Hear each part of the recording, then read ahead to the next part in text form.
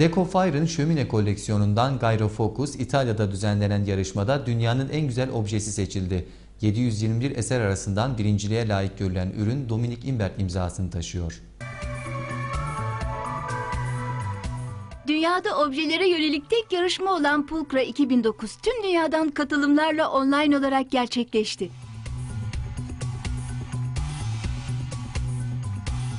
Özgün tasarımıyla ödül alan Gyrofocus, Dominic Imbert tarafından 1968 yılında tasarlanmış.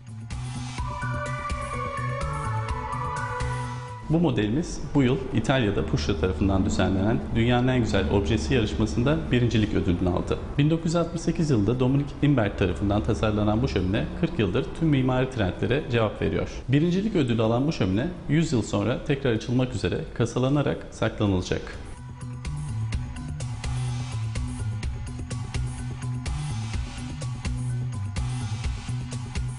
Yeni ve farklı ürünleri Türk tüketicisiyle buluşturmak amacıyla kurulan Decofire, farklı şömine ve radyatör markalarının Türkiye distribütörlüğünü yürütüyor.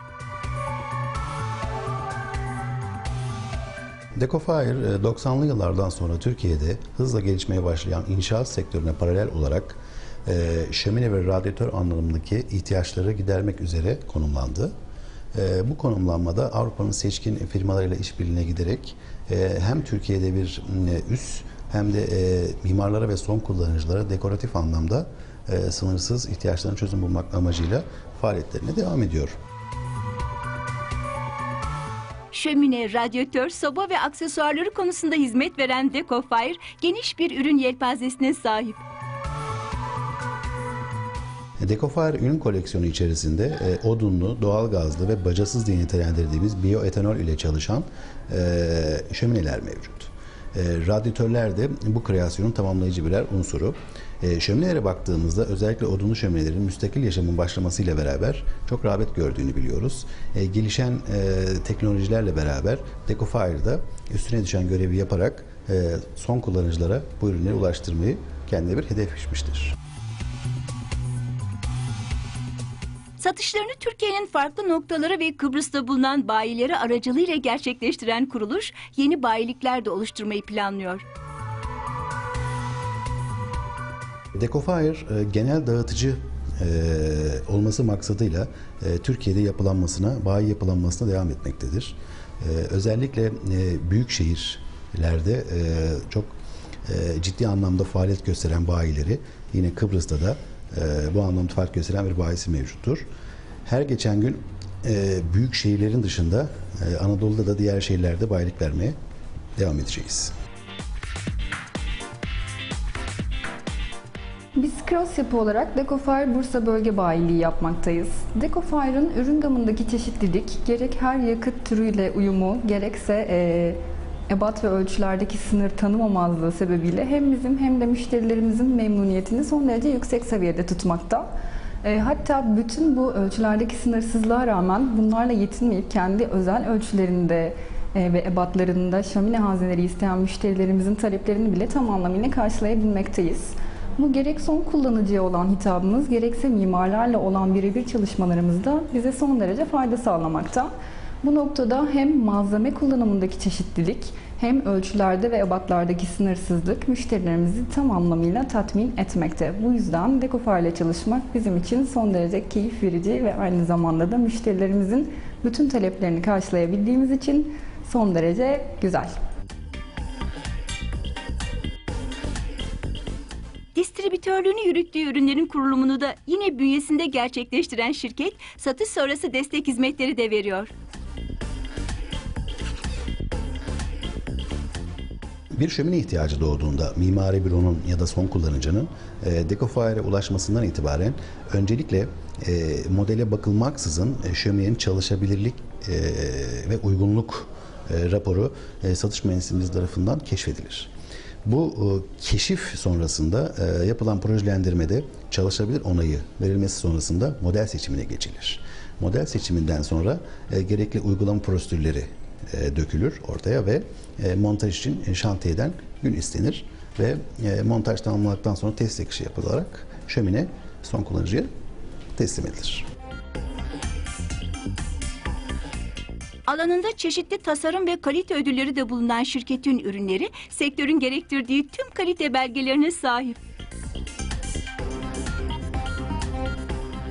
90'lı yıllarda söylediğimiz gibi inşaat sektörünün hızla gelişmesi özellikle deprem sonrasında müstakil yaşama rağbeti arttırdı. Dolayısıyla müstakil yaşamın vazgeçilmez bir unsuru olan şömineleri de bir ihtiyaç haline getirdi. Dolayısıyla müstakil yaşamın artmasıyla beraber şöminelerin çeşitliliğine ihtiyaç duyuldu. Mimarların bu konudaki ciddi bir firma ve aracıyla bu konuyu projesel anlamda görüşmek istemeleri çok doğaldı. Mimarların özellikle finansal seçiciliğe sahip son kullanıcılara bu ürünü ulaştırması için Decofire gibi firmaların açıkçası çoğalması gerekmektedir. Biz bir vizyoner olarak Decofire'ın bu konuda öncü olduğunu düşünüyoruz. Şirketin genel müdürü Bilge Sesli, şöminenin ısınma ihtiyacı dışında sosyal yönünün de bulunduğunu ifade ediyor. Özellikle sosyal anlamda çok bağdaştırıcı bir etkidir şömine. Şöyle bir şey söyleyeyim. İnsanlığın ilk çağlarından beri biz hep ateşi izledik. İnsanların evinde ateş görmesi aslında bize göre ta oralardan geliyor. Dolayısıyla bir evinizde şömineyi yaktığınızda ısınma gibi bir faydasının yanı sıra birleştirici ve seyir zevki anlamında da çok önemli bir unsur olduğunu düşünüyoruz. Ama şöminenin ısıtma kabiliyetini ve verimliliğinin her şeyden önce bilinmesi gerektiği bizler için çok önemli.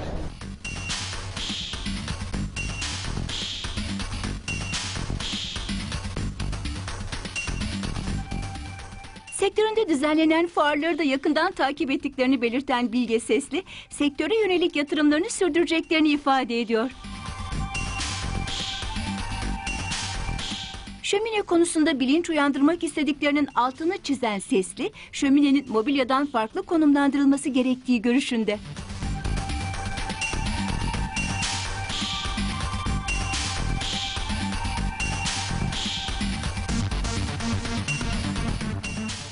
Decofire koleksiyonlarının sergilendiği, özellikle Avrupa'da Vatimat gibi çok hatır sayılır fuarların dışında Türkiye'de de iç mimarinin odaklandığı fuarlarda Decofire koleksiyonlarını, yeni ürünlerini sergilemektedir. Özellikle önümüzdeki dönemde koleksiyonların daha iyi tanıtacağı fuarlara Decofire ihtiyaç duymakta.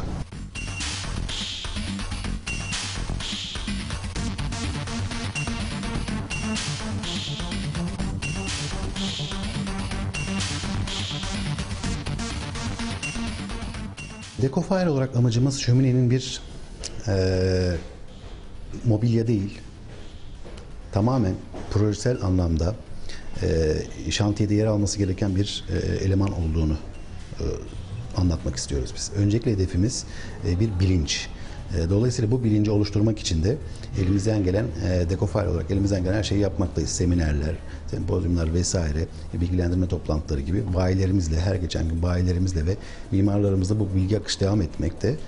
Dediğim gibi öncelikli hedefimiz şöminenin özellikle müstakil yaşamda muhakkak yerini alması. Ama bir mobilya gibi değil, tamamen projelendirmesi yapılarak ta en baştan mimari ofisin portföyünde bulunan bir ürün olarak yerini alması.